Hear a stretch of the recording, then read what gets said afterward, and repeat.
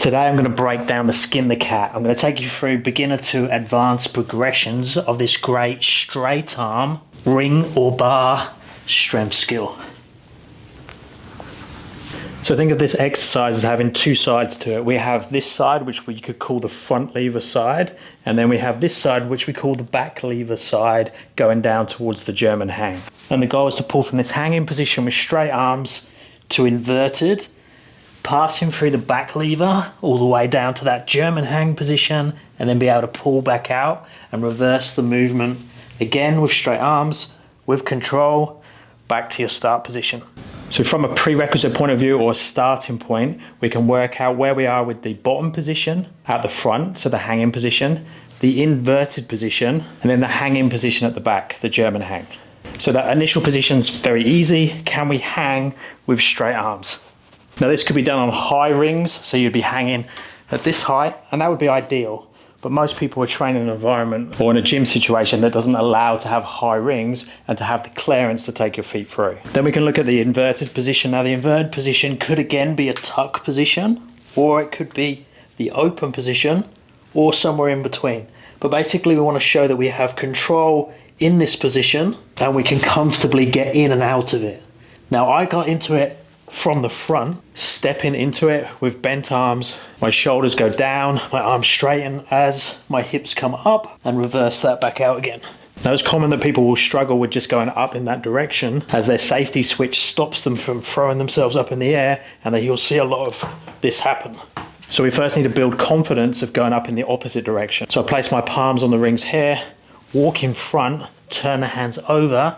Now I walk backwards, high hip, and that way I can just step into the inverted position. And then I have two options. I can step back out, or I can step back out the front.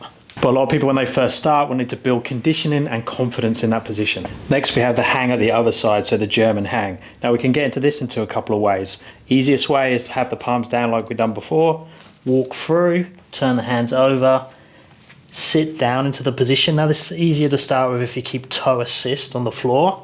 You could have knees on the floor if you get the rings at the right height. You could, if you're more conditioned, is hold that position.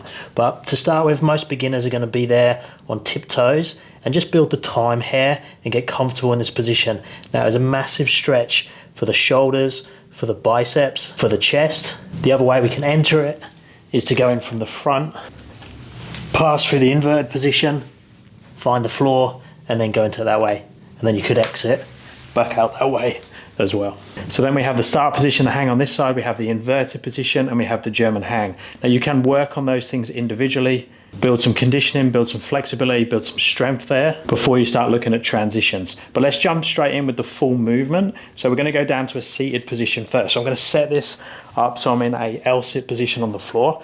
Now I like to do this in a class environment when I've got multiple people at different levels, because you can have the same setup but make it nice and easy for the beginners and make it nice and hard for the more advanced. So let's start with the advanced option. I'm going to slowly pull my heels off the floor, then I'm going to go up, the butt's going to come off, the arms stay straight, I pass through the inverted position, come down to my German hang, don't touch, and pull back out, reverse the movement back down to the seated position in the L-sit at the bottom. Now most people aren't going to be able to do that straight away, but it's a good test just to see whether you can get any lift off the floor, keeping the arms straight. Now if you don't have the straight arm strength, you might have the bent arm strength. So another option to come up there is to bend the arms, then pull over to your German hang, back out, and then ideally you would have straight arms on the way back out. Because it is primarily a straight arm movement, but we can assist ourselves with the bent arms on the way up. But when we come back out, we want to be training that straight arm. So try and keep the arms dead straight and come down as slow as possible. If that's impossible and we can't lift up yet, we can use toe assist. So I'm going to bend this leg now, come into that same position, keep one leg straight. Now I can push off this leg. Now I don't want to push like that, because it's not going to take me over. I still want to be thinking about taking my foot through the rings or through the straps. So as I push off this right leg, this bent leg, I'm going to take the straight leg through, push up and over. That's going to help me over. Now that I can find the floor with that foot, bend the knees, go into the German hang, have a stretch, then reverse it back, find the floor again, and come back down. Now that's a nice way because you can slowly adjust how much this bent leg helps you, initially using it a lot and then slowly decrease it till it's hardly doing anything and you just got a light toe assist. Next level, I've taken the rings up a little bit higher. Now that's going to make it harder, especially for the beginner intermediate level. But at this position now, I can go into a full hang, lift the knees to chest, keep the arms straight, try and pull through. Now I'm off the floor, I can get more underneath in the German hang, pull back up to that start position.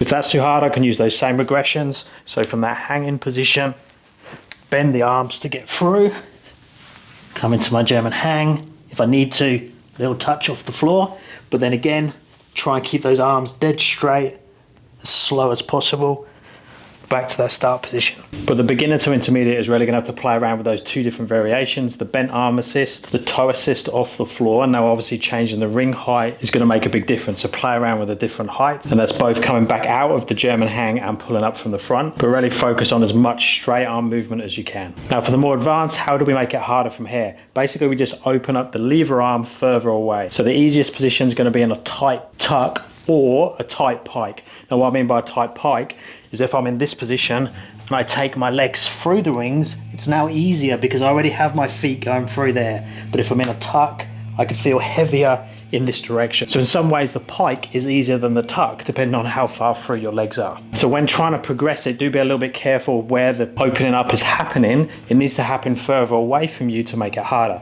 So if I'm in this position now and I keep in this more open tuck position here, now when I pull up, that's much harder because my legs were this way instead of being this way. So anything that's out here is much harder than there. Same this way, what's that way towards the wall is going to make it much harder to get round. And then all you do is just slowly keep progressing the body out. Now I recommend when you go round, try and keep the body exactly the same. So if you go to an open tuck position, keep the open tuck all the way round and all the way back, because you'll find your body naturally wants to go into a ball on the harder sections and open up on the easier sections. But if you're trying to progress it, try and keep it the same. So if I go open, I want to keep it open here all the way round. And when I pull back out, keep it open and not pull up into a ball and then open and pull back. So it's worth either having someone stand there and tell you when you're changing the position, or video from the side and check the video between reps. And then you can just keep progressing that. And if your setup allows, it doesn't allow me to do it here, but it will look like this. You can go all the way to a straight body, which is often referred to as a 360 pull. So straight body all the way round and all the way back. Let me know where you're at with your Skin the Cat.